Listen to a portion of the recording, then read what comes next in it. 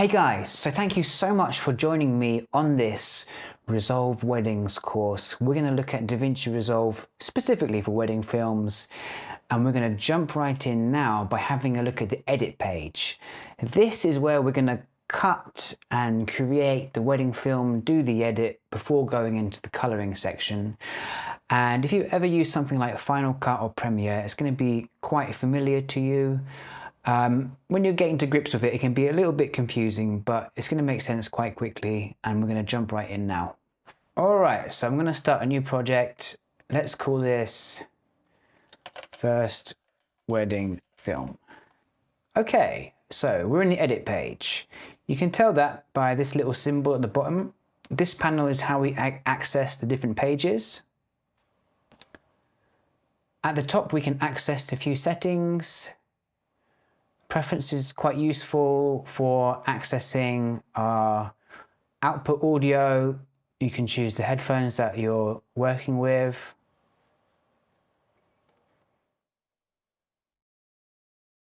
Project Manager is where we can access our different projects. Project Settings is where we can access a few bits of information about the current project. The timeline resolution is quite important, guys. We want to keep this in HD while we're editing. That's going to make things run nice and smoothly. If we're in 4K, it can slow the process down a little bit. Proxy media is good to put that at half, I find. If your computer's running a bit slow, you could try a quarter, but normally I like to put that as a half. And let's hit save. And guys, sometimes if you have problems with proxies, just go into that part and click half, and it's going to make things work most of the time. All right, so let's right click here and import some media. But before we do that, let's make a new bin. So hit new bin. Let's call this videos.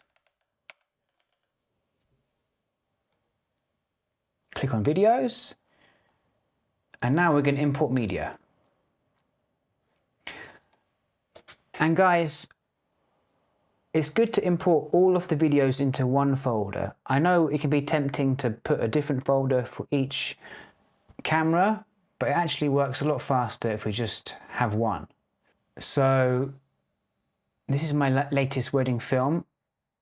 You'll notice that each of these clips, the file name shows exactly which camera it's from. So I've got A7S III here.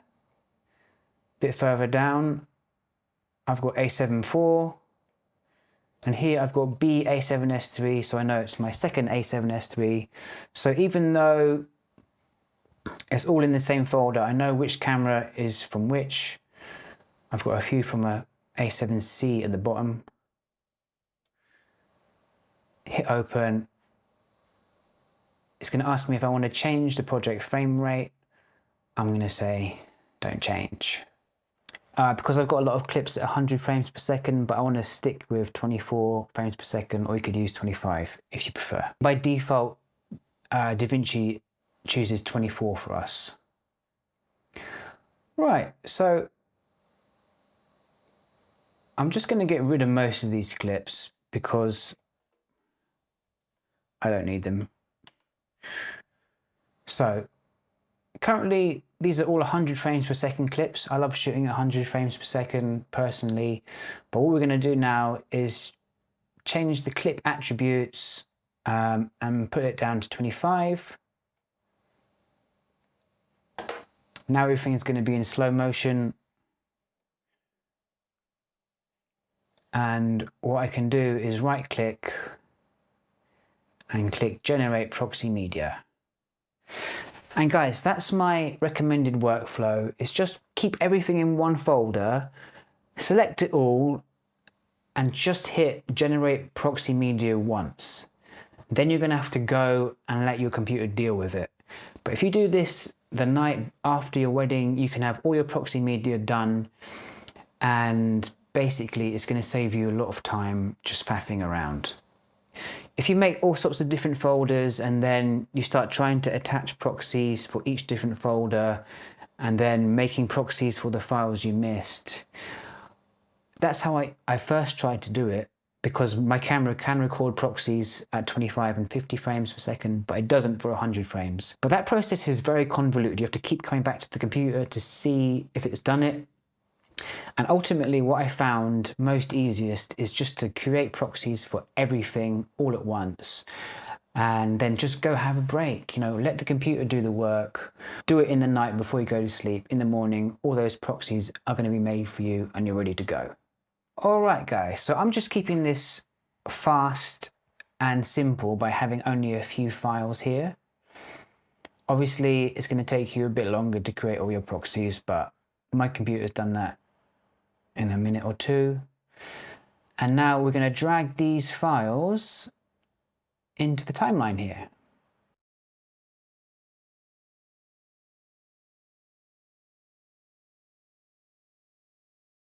And you see we get an image.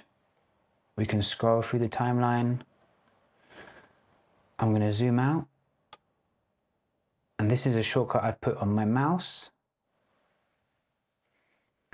But you can also use plus and minus, equals and minus.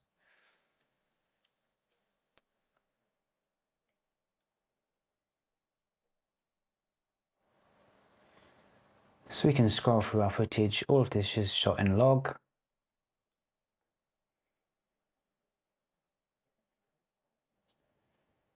If I press play, you can see it's all in slow motion. All right.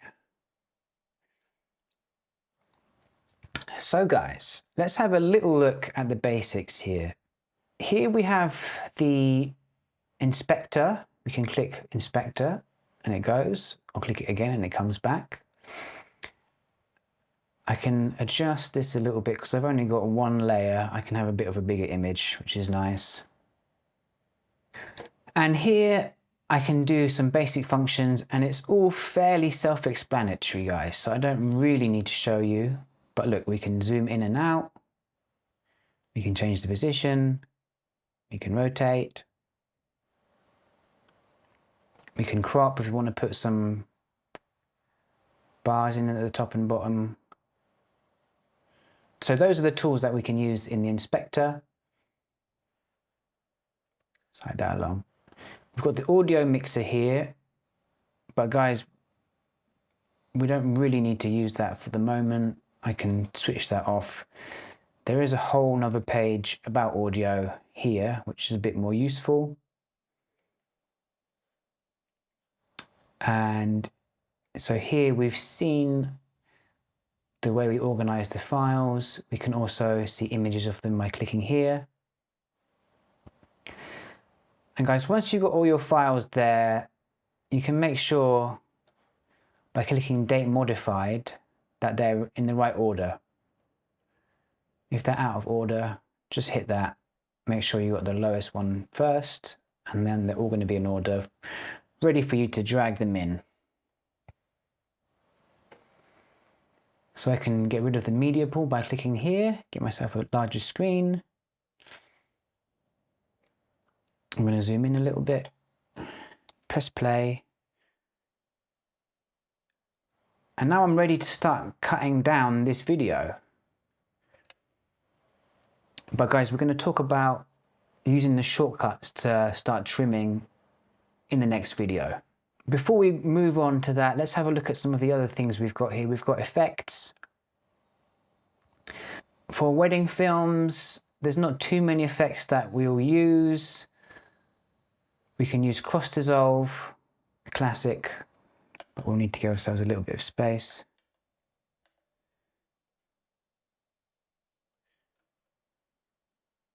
So we can do a dissolve like that. We can drag it out a little bit.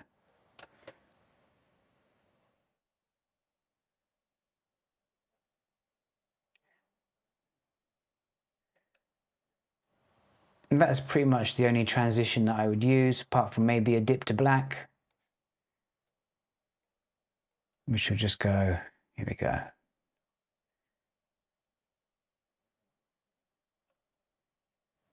All right, fun times, guys. We've also got titles. We want to put a bit of text on. Quite a few options here. Let's do a fade on. Let's try a fade on.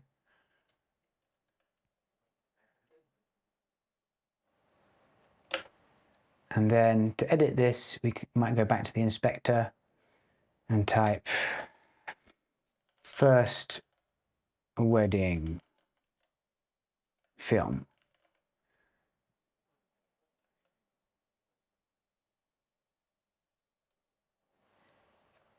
And let's go back to here. So yeah, we can change the font here, and we've got all these options.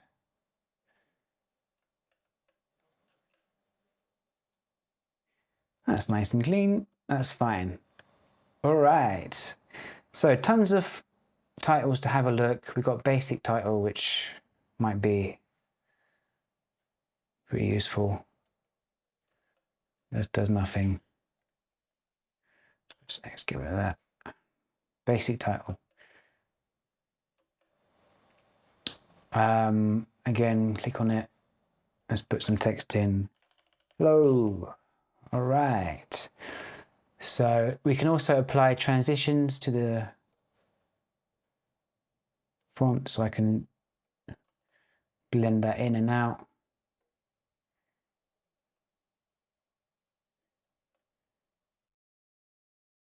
Audio transitions, crossfades.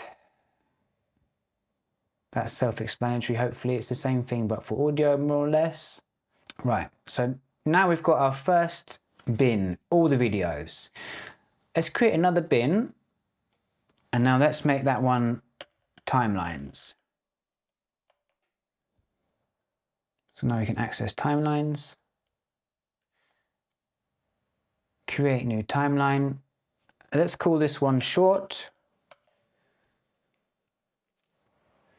So I can go into timeline 1 from here, copy them, go to short, click paste. We're going to go over those shortcuts next time. And so I've got another timeline. So guys, here is where we get to the different timelines at the top. Hey guys, so I wanted to cover a couple of points that have tripped me out in the past. The first one is about saving your backups. Now, I was surprised this setting isn't automatic on DaVinci, and I was surprised that nobody told me in all the training materials that I did that that's not the case.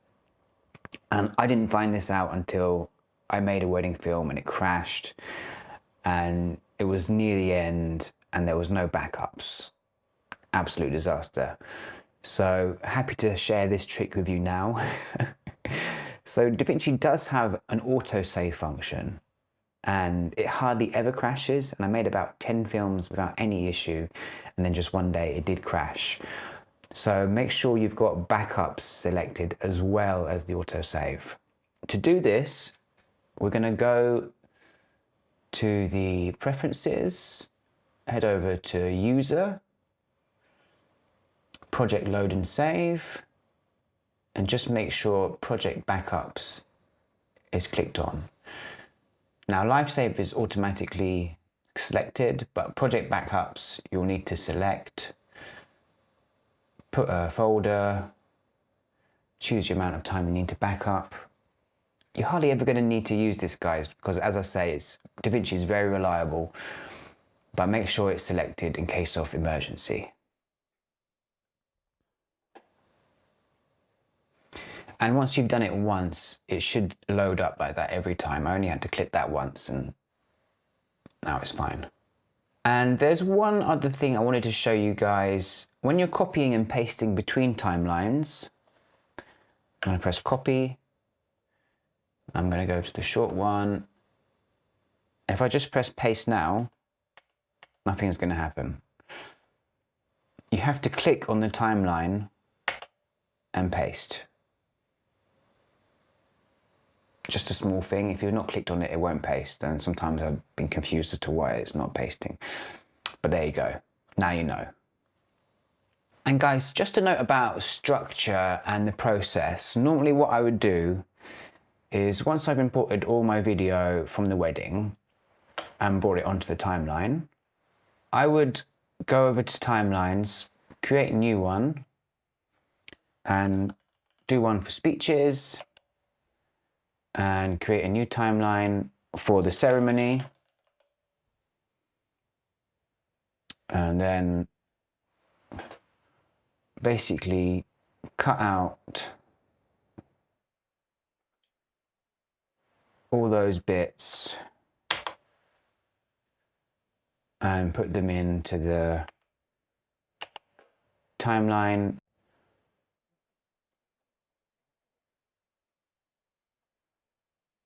Some more speeches.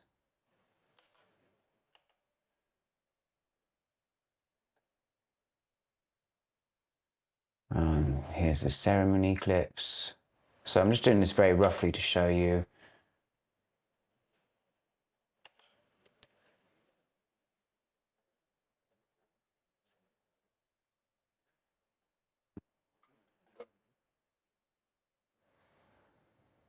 So I've cut all that stuff out,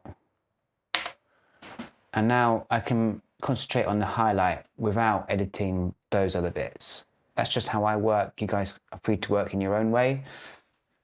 But yeah, the next step would be to basically do a basic color space transform if it's your first time, or apply your node tree if you're more experienced. That'll make sense later. And then we're going to look at using the shortcuts to cut this all down into a nice highlight. But before then, we're going to look at making the simple color space transform. So when you do edit this down, you can see the clips better. So before we go into cutting down the image with the shortcuts into a highlight film, we may want to see the images a bit better, and to do that we may need to do something called a color space transform, which means we take the log footage and we convert it into Rec 709. So to do that, we're going to go over to our color page, which is this little color palette here. Head over to Effects, search here for color space transform, drag it across here. Now the input color space and input gamma is going to depend on your camera. Because I'm shooting in Sony S-Log3, input gamma is going to be S-Log3, input color space S-Gamma3.cine. Output color space, we're going to go down to Rec 709. Output gamma, we're going to go to gamma 2.4.